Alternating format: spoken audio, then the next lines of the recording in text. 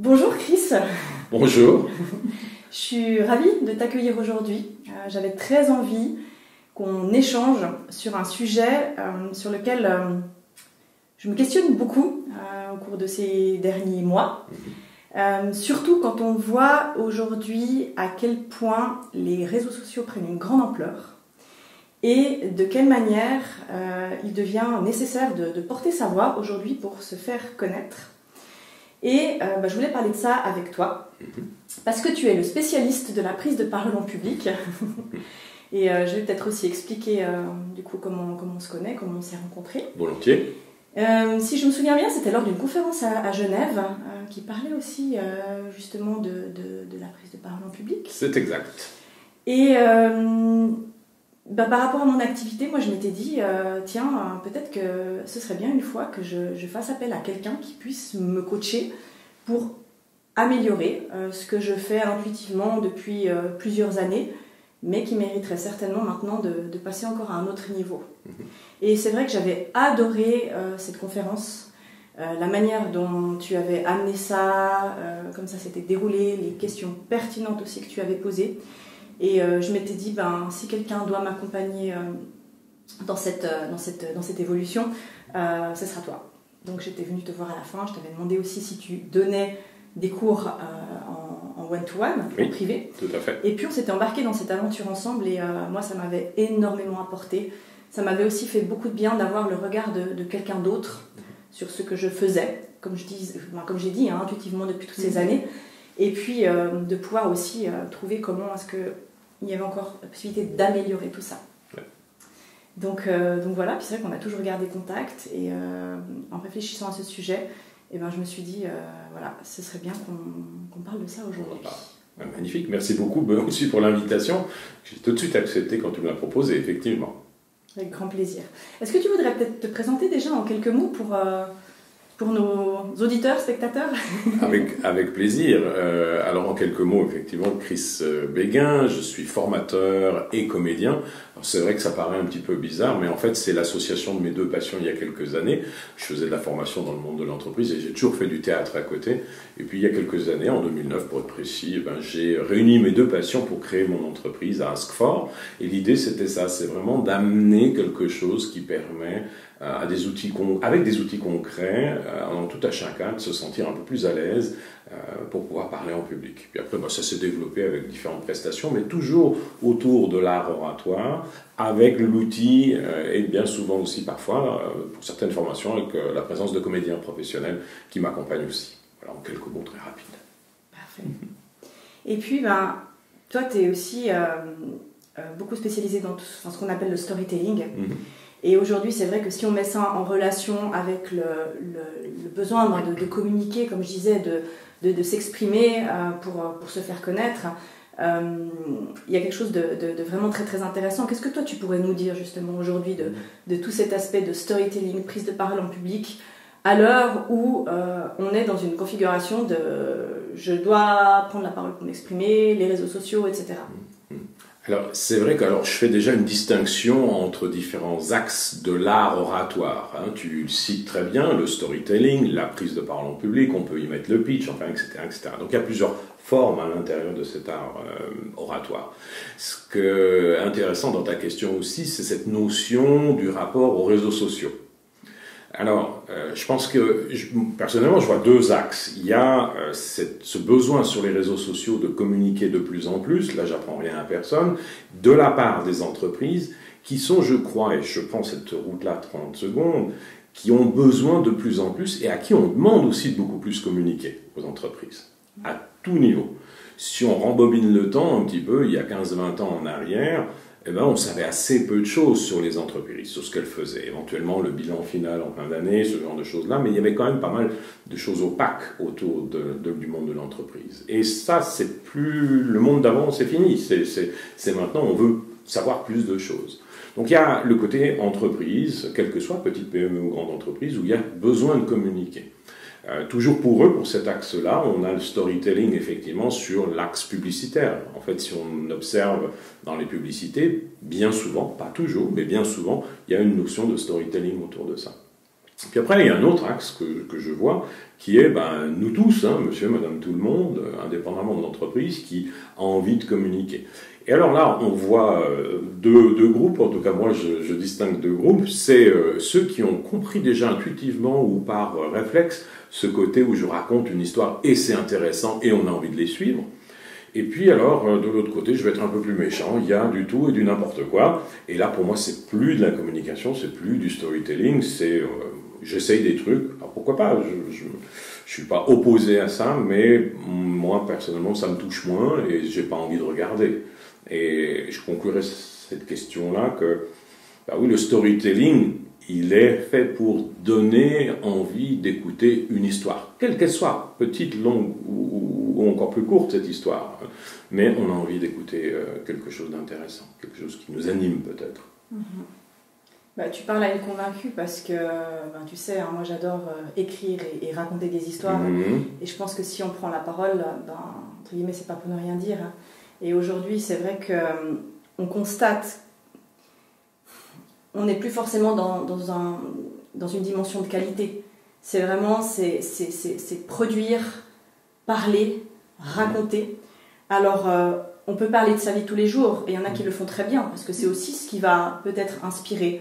Mais c'est vrai que j'ai l'impression qu'on a perdu souvent ce fil de la beauté, de la poésie, autour de raconter quelque chose, et d'en faire un récit passionnant et inspirant.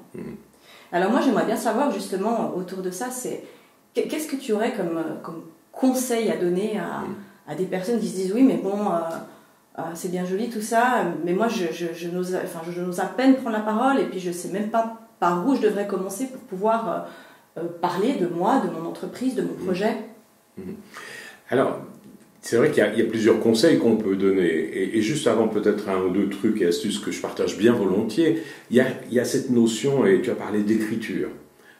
Notamment dans un cours classique de prise de parole en public que je donne aussi, je conseille toujours aussi d'écrire au départ. Écrire, voilà, d'avoir une structure, effectivement. Alors il y a plusieurs étapes pour écrire, et toi qui écris beaucoup, tu connais ça très bien entendu. Et dans le cadre des cours que je donne, j'ai dit écrivez votre contenu. Mettez quelque chose sur du papier, sur un ordinateur, c'est égal, mais écrivez-le, etc. Et puis aussi derrière, j'ai dit, à partir de cette structure que vous avez envie de raconter, justement, des gens comme moi, on peut vous aider à mettre la forme, voix, gestuelle, etc. et vous donner plutôt la possibilité d'être un peu plus à l'aise en public. Avec quelques astuces pour la gestion du stress, peut-être, on en parlera tout à l'heure, quelques mots. Mais l'idée, elle part vraiment de l'écriture. Puis ce que j'aime beaucoup dire aussi dans le cadre de ce que je partage, c'est cette notion une fois que vous avez écrit, il faut mettre le texte en bouche. Et là, parfois, il y a quelque chose d'assez étonnant, c'est qu'on a écrit un super truc, et puis on se dit, voilà, je vais le dire tel que je l'ai écrit. Mais tout d'un coup, il y a quelques mots qui coincent, et ça ne joue pas. Pas grave. On a notre ossature, on a notre structure et sur laquelle on va pouvoir s'appuyer, on va corriger et justement on va passer du texte à mettre le texte en bouche. Et ça fait partie de la notion de la préparation. Et là vient déjà mon premier conseil. L'essentiel de la réussite d'une prise de parole en public, d'un storytelling c'est la même chose, c'est votre niveau de préparation. À quel stade je me suis préparé? Puis le deuxième conseil, c'est de surtout pas s'arrêter là, une fois que je suis préparé dans mon contenu, écrit, etc. Le deuxième conseil, c'est pas de dire, voilà, c'est fait. Ou je transporte des éléments clés sur des slides, PowerPoint. Non, parce qu'on n'est toujours pas prêt à ce niveau-là. À ce moment-là, on ouvre toute la partie qui est justement la mise en forme, voix et gestuelle, gestion du trac, on l'a entendu tout à l'heure dans mes propos. Et là, tout de suite, j'ai envie de dire un autre conseil.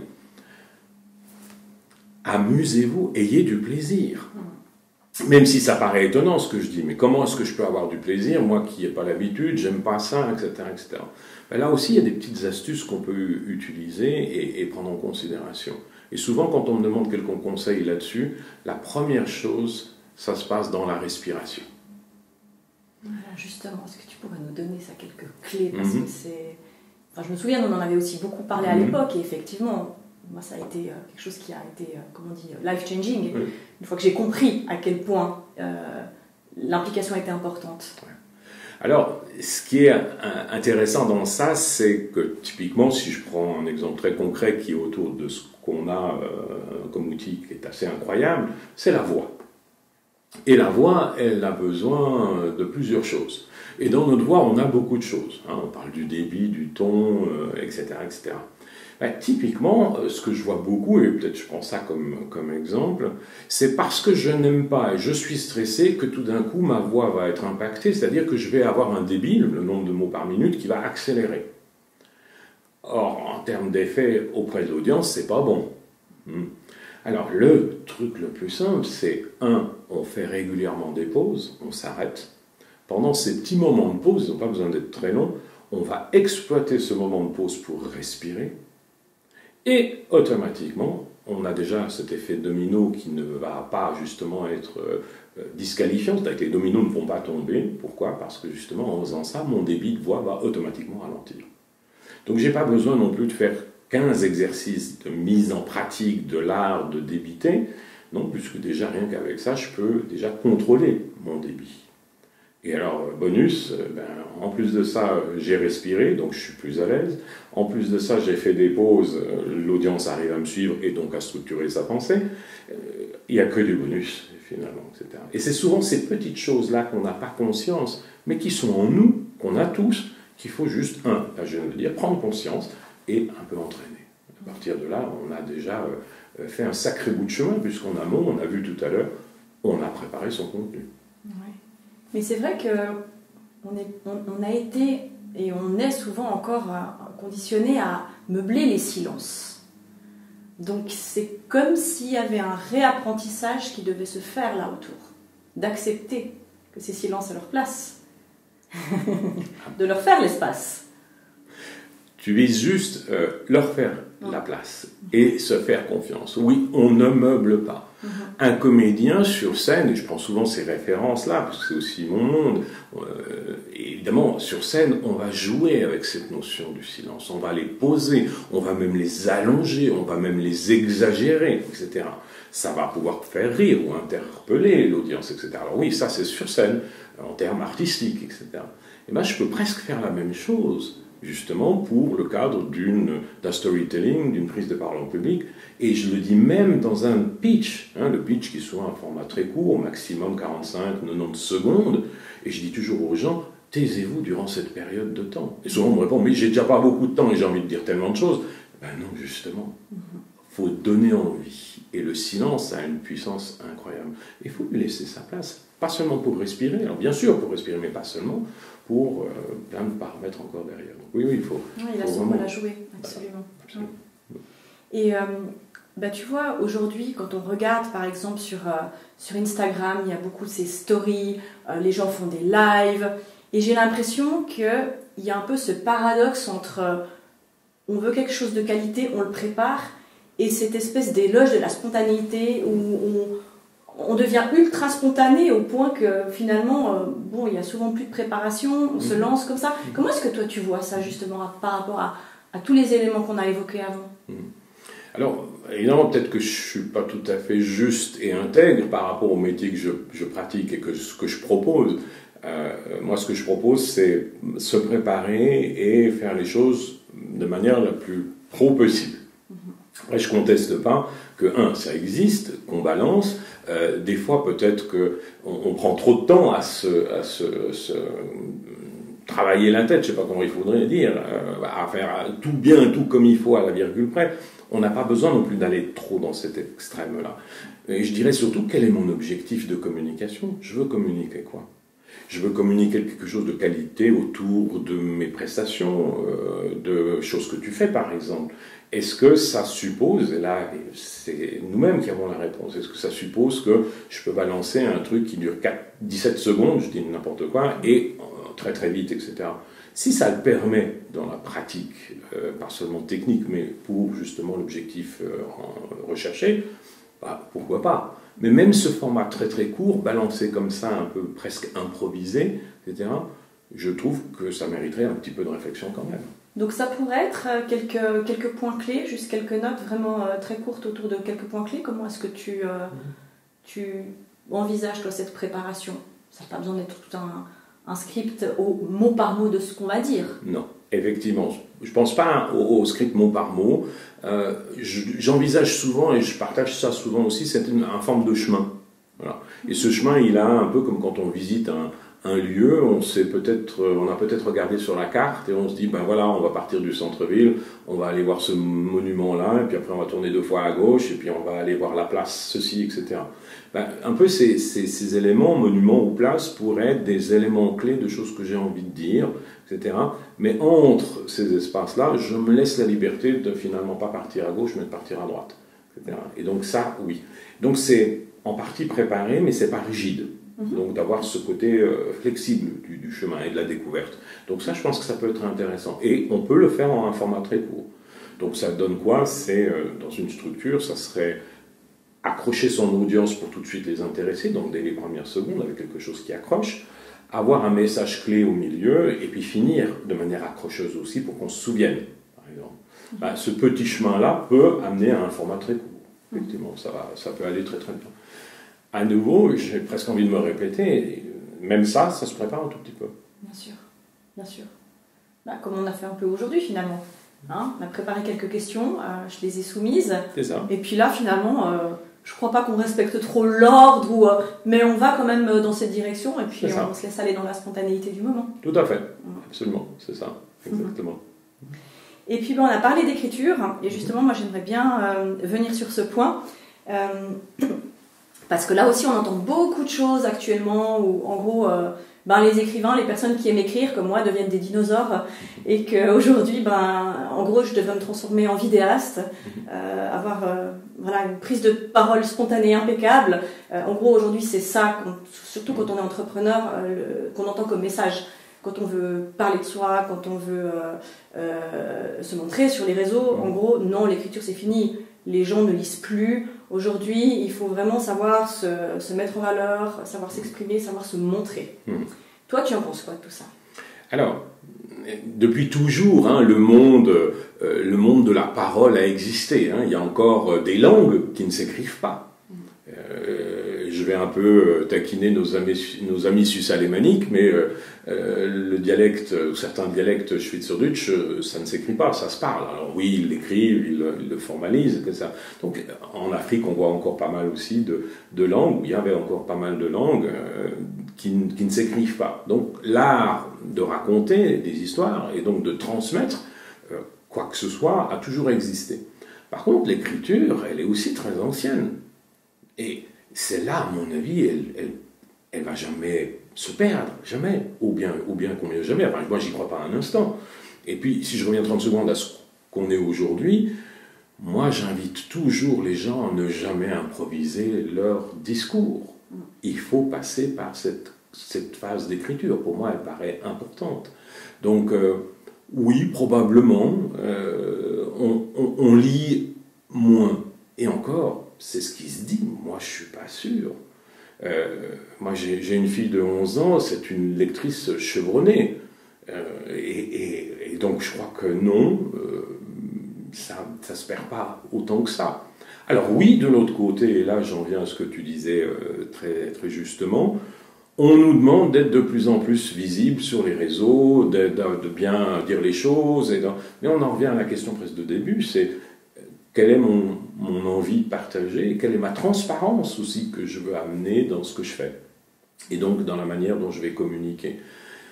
Mais non, moi je pense que l'écriture, elle va rester, elle a sa place, et non, personnellement, je ne vois pas les gens qui écrivent comme « oh là là, ce sont des dinosaures », bien au contraire. Non, ça va rester. Donc, moi je le pense aussi, et tout dépend aussi finalement de la cible qu'on veut attirer, et est-ce qu'on veut rentrer dans le trend, est-ce qu'on veut attirer à grande échelle, moi je me dis toujours aussi, je suis quelqu'un qui aime l'écriture, la lecture, enfin vraiment ce qu'il y a autour de la beauté des mots. J'aime aussi m'exprimer spontanément, mais j'ai vraiment plus cet attrait pour tout ce qui est écriture-lecture, et je sais que il y a des gens en face qui recherchent la même chose, et ces personnes-là, il faut aussi les nourrir. Et si on rentre trop dans ce trend, du coup, j'ai envie de dire, on n'est pas intègre avec soi-même, parce qu'on va d'autant plus dans cette machine, et on n'essaie pas finalement de montrer une autre face de ce qui peut se faire. Donc j'attache encore beaucoup d'importance à ça. Mais j'avoue que c'est pas toujours simple. C'est pas toujours simple parce que voilà, on est en marge quand on fait quelque chose qu'on a pourtant toujours fait. Et comme je disais, surtout à l'heure d'aujourd'hui, on nous demande presque d'être des vidéastes professionnels pour se montrer sur les réseaux. Donc heureuse de savoir que voilà, il y a encore des gens aussi qui lisent parmi les jeunes. Mais ça, je le crois. Ouais. Et je pense que tu le précises assez bien aussi dans tes propos, la notion d'écriture, elle peut effectivement se mesurer en étant plus important dans tel ou tel secteur de métier ou d'activité. Dans le tien, je vois mal, c'est pas moi qui me vois, c'est ton métier, pas le mien, je vois mal comment tu pourrais improviser un texte pour justement les couples que tu soutiens. Bien sûr. Pour moi, ça paraît très hallucinant, ou alors tu es très très très forte, parce qu'à ce moment-là, voilà, tu as une expérience incroyable et tu as des outils pour pouvoir le structurer. Alors probablement que tu serais facilement capable d'improviser un petit texte comme ça sans écrire, mais par rapport aux prestations que tu proposes, je crois que c'est méga important, cette notion d'écriture. Je pense sûr. que surtout dans l'idée du sur-mesure. C'est ça. Et dans d'autres métiers, je pense que c'est absolument nécessaire. Je suis pas très au fait un peu des nouveaux métiers ou des métiers qui ont la cote maintenant, mais tout ce qu'on appellerait un peu copywriter, après avec le bon et le mauvais qu'on pourrait mettre là-dedans, mais la notion d'écriture, elle est demandée, clairement. Et je pense que c'est un vrai complément qu'on peut avoir entre la notion d'écrire et la notion d'exprimer. Oui. C'est quelque chose. chose. Tu les vois vraiment comme des partenaires. Ouais. C'est du partenariat, bien sûr. Ouais. Et je donnerai un exemple. De temps en temps, on me demande de venir juste donner un feedback sur quelqu'un qui a écrit son discours lui-même, préparé son contenu sans que j'intervienne sur quoi que ce soit, et puis qui vient me demander comment ça se représente, comment c'est présenté sous la forme. Et donc je viens et je fais évidemment un feedback sur qu'est-ce qui fonctionne bien en termes de voix et de gestuelle, mais aussi de pouvoir dire attention, il y a ça dans votre écriture qui pourrait coincer ou qui pourrait heurter votre audience. Ou au contraire de dire waouh, génial, c'est déjà super bien structuré. Ouais. D'accord ? Donc on affine 2-3 choses, c'est tout. Mais je vois en tout cas dans mes clients aucune opposition, que ce soit ceux que je viens de citer, à titre d'exemple, ou ceux qui partent de zéro au départ, je n'entends aucune opposition à dire « Ah voilà, il faut écrire ». Non. Ouais. Alors que, et c'est très bien parce que comme ça on peut rebondir sur ma question suivante, quand il s'agit de prendre la parole, j'imagine que là, peut-être, tu vois souvent des gens qui sont peut-être plus réticents ou qui se demandent si ça faire ou... moi j'allais te demander si on se sent trop timide, si on se dit ah non mais moi je peux pas faire ça, c'est vraiment pas mon truc. Qu'est-ce que tu dirais? Qu'est-ce que tu dis à ces gens?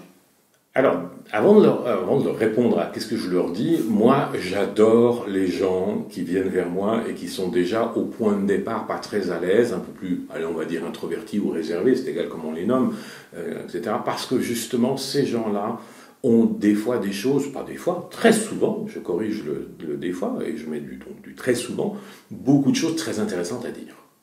Quand on les entend pas beaucoup, et moi j'aime ça là derrière. A contrario, rapidement, je vois aussi des gens qui sont très excessifs dans tout, et eux, faut diminuer. Donc on va trouver un bon équilibre suivant l'objectif de nouveau de ce que j'ai envie de faire.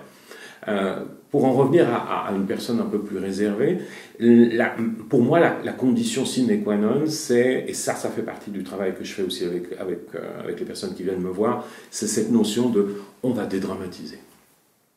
Alors, on va commencer par dédramatiser, parce que il y a peu de risques, allez, je vais être un peu rude, un peu de risque de décès si on prend la prise de parole en public. Voilà, je veux dire, c'est l'enjeu. Alors oui, déjà, il y a des enjeux. Si je dois parler d'un budget et que je dois conquérir ce budget auprès de mon audience, etc., oui, il y a des enjeux. Mais c'est rarement des enjeux catastrophiques. Et le ridicule ne tue pas, au pire. Et le ridicule ne tue pas, effectivement, c'est ça. Et puis surtout, il y a il y a des choses simples à faire. Parce que je dis aussi, on va dédramatiser, on va prendre ça sur le côté plaisir, et surtout, j'insiste aussi, soyez en partie vous-même. Ne jouez pas un rôle. Si vous voulez jouer un rôle, allez sur scène, faites du théâtre, de l'impro, faites tout ça, et faites-vous plaisir. Là, vous pouvez jouer tous les rôles que vous avez envie. Mais quand on demande à quelqu'un de parler en public, il faut qu'on retrouve une touche de la personne elle-même, sinon on se perd, nous, public, etc. Et donc, partant de là, je pense que c'est la première étape. La deuxième étape, ça serait de dire, de nouveau, on va s'entraîner. J'utilise aussi une expression, aussi dans mes cours, si on vient vers moi, dans le même esprit que notre première leçon de ski. Alors pour celles et ceux qui skient, vous voyez de quoi je vais parler. Imaginons un skieur débutant, quel qu'il soit. Il est à son premier cours de ski. Ça va commencer. Il a tout mis au pied, etc. Et juste avant que le moniteur de ski commence vraiment la première leçon, il voit un super skieur descendre la piste noire, comme ça, etc. Et celui qui a son premier cours dit au moniteur, moi j'aimerais bien en fin de journée skier comme lui. Alors il est probable que le moniteur, sa réponse lui dit, un jour ça sera possible, mais peut-être pas à 16h cet après-midi, puisque vous êtes au cours numéro 1. Voilà. Et donc c'est ça, c'est de se dire, on va y aller par étapes, tout simplement. Et moi je prétends, vraiment j'y crois, tout le monde peut parler en public. Tout le monde peut y arriver. C'est pas réservé qu'aux grands orateurs ou aux intuitifs. Non. Par contre, ça s'entraîne et ça se travaille. Vraiment. Ouais. Donc, se lancer, expérimenter. Oui. Accepter aussi parfois que ce soit pas toujours parfait. Et vraiment apprendre par la répétition. C'est ça. Exactement. Tout à fait. Toujours dans l'esprit du cours de ski, c'est vraiment l'affaire de répétition. Je crois que c'est vraiment ça. Alors, idéalement, aussi, on va peut-être prendre quelqu'un pour gérer son niveau de stress et de trac. Là aussi, il y a des outils, etc. Puisqu'on a parlé d'écriture, on a parlé de mettre le texte en bouche, ok, le jour J, peut-être avant le jour J, peut-être qu'on peut effectivement travailler sur cet axe-là aussi. Ça pour, à la fois, je l'ai dit plusieurs fois, dédramatiser, mais surtout se dire, oui, c'est possible. Et j'ai des choses à raconter. Ouais. Je me souviens d'un excellent conseil que tu m'avais donné, et j'ai envie de le partager là.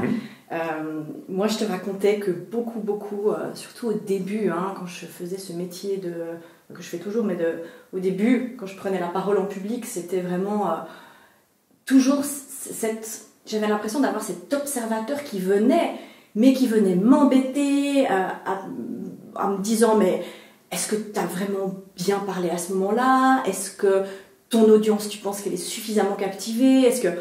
Oh là là! Et je l'entendais, et je le voyais, et des fois, je me dis, non, mais stop! Et je me souviens que tu m'avais dit, mais celui-là, on va trouver un moyen de le faire taire, parce que c'est pas son heure, c'est pas son moment. Il peut venir, mais il viendra après. Le soir, quand tu es chez toi, tu es posé, là, si tu as envie, tu peux revenir, tu peux le laisser, tu peux faire une discussion avec lui si tu veux, mais il n'a pas sa place pendant le moment. Exact. Et ça m'avait beaucoup aidé aussi à dédramatiser, parce que finalement, qu'est-ce qui vient aussi tout le temps? C'est aussi une partie d'ego, on veut être parfait, on veut faire bonne impression, on veut donner une bonne image, mais finalement, on n'est pas là pour ça, dans le fond. Et ça me fait plaisir que tu te souviennes même de choses très concrètes et très précises. Et je t'avais parlé du whisky time, tout à fait, exactement, en lien, alors peut-être pour ceux qui nous écoutent, le whisky time c'est en lien avec ce que Marilyn vient de dire, à savoir effectivement le soir je me prends mon petit whisky, il peut être virtuel ce whisky au sens il n'existe pas vraiment, et de se dire ok maintenant je fais un retour avec ma petite voix méta comme je l'appelle moi, oui, c'était ça, le méta. Voilà, de faire un feedback et c'est tout à fait juste. Et je dirais aussi que cette petite voix méta elle est aussi intéressante parfois, et là je complète, avant la prise de parole en public.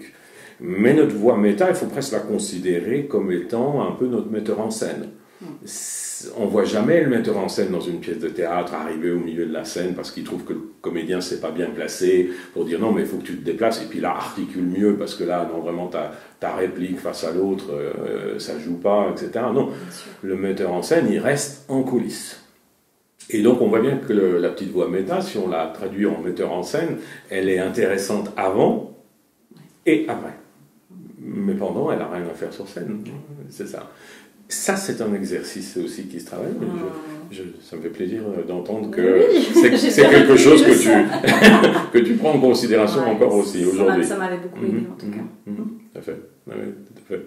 Et oui, alors il y a plein de petites choses comme ça. Et puis c'est des prises de conscience. Quand je t'entends parler par rapport à ce qu'on a travaillé ensemble, c'est que tu as pris conscience qu'il y avait des choses, voilà, ça me parle, ça je fais intuitivement. Et je me souviens aussi qu'il y a certaines choses que tu faisais déjà intuitivement de manière juste, ça te paraissait normal de le faire. Là, on n'a pas spécialement appuyé là-dessus, donc on est allé chercher d'autres axes pour prendre conscience que, voilà, on a tous des outils, mais il faut les mettre un peu dans l'ordre, peut-être. C'est ça, exactement. D'où, je trouve en tout cas l'intérêt de faire appel à une tierce personne pour venir voir certaines choses qu'on n'est pas capable de voir soi-même, ou de nous donner des outils pour travailler sur les choses où on sent qu'il y aurait de l'amélioration, mais où on ne sait pas finalement comment s'y prendre. C'est ça. Ça vaut la peine. Est-ce que tu aurais quelque chose à rajouter? Est-ce que tu aurais envie de communiquer autre chose par rapport à tout ça? Alors, vraiment, dans l'art de la prise de parole en public, je crois que s'il y a vraiment un élément pour faire vraiment très très court, donc là, prise de parole en public, storytelling, elevator pitch, c'est égal ce que c'est vraiment de donner du plaisir et d'avoir du plaisir. Au plus je vais plutôt inverser, c'est si j'ai du plaisir, je donne du plaisir. Ça, on parle d'effet miroir là derrière. Et tendre dans cette direction-là. Je pense que si on tend dans cette direction-là, on ne fait rien de faux, puisqu'on l'a vu, on est préparé au départ. Et souvent, on connaît la matière de ce qu'on va devoir diffuser comme sujet, comme produit ou service, c'est égal, mais on connaît la matière. Donc autant le faire de manière agréable, sympathique, avec plaisir. Et enfin, moi, personnellement, je suis toujours souvent bon public si l'orateur, l'oratrice est en train de m'émerveiller en racontant quelque chose qui peut peut-être me donner des émotions ou une envie d'écouter la suite.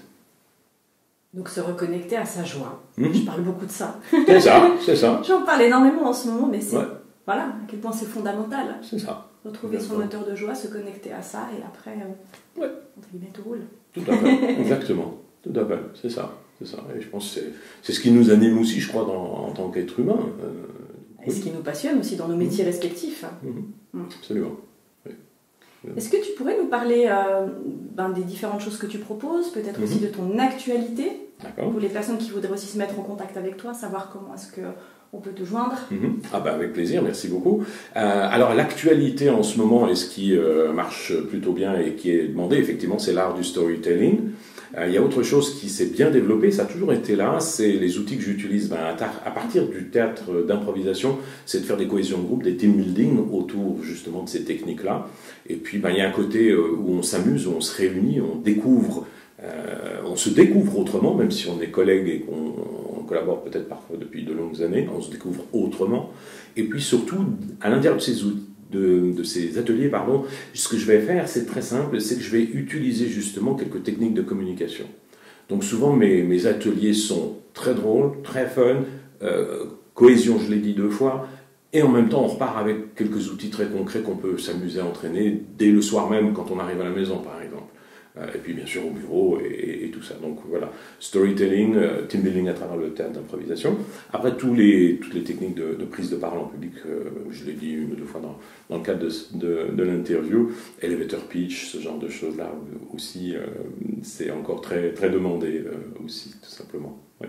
Et puis tu proposes toujours aussi du one-to-one, donc des accompagnements privés. Oui. Aussi pour typiquement justement des entrepreneurs qui ont envie de se lancer, qui ont envie de prendre plus souvent la parole, que ce soit sur YouTube, que ce soit sur les réseaux, et puis qui pensent ne pas savoir faire et qui ont besoin d'aide. Ça, tu fais aussi? Absolument. En fait, tout ce qui va toucher autour de la voix et de la gestuelle, qui est une caméra ou finalement pas, très volontiers, donc en one-to-one, absolument.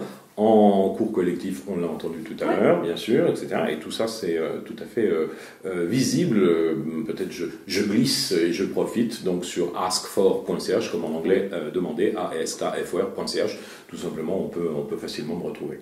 Donc c'est le meilleur moyen de te contacter. Exactement, tout à fait. Exact. Génial. Merci Chris. Merci beaucoup pour cette belle invitation et ce moment de partage. Plaisir à échanger sur ces sujets avec toi. Moi aussi, merci. Et puis, je te dis à très bientôt.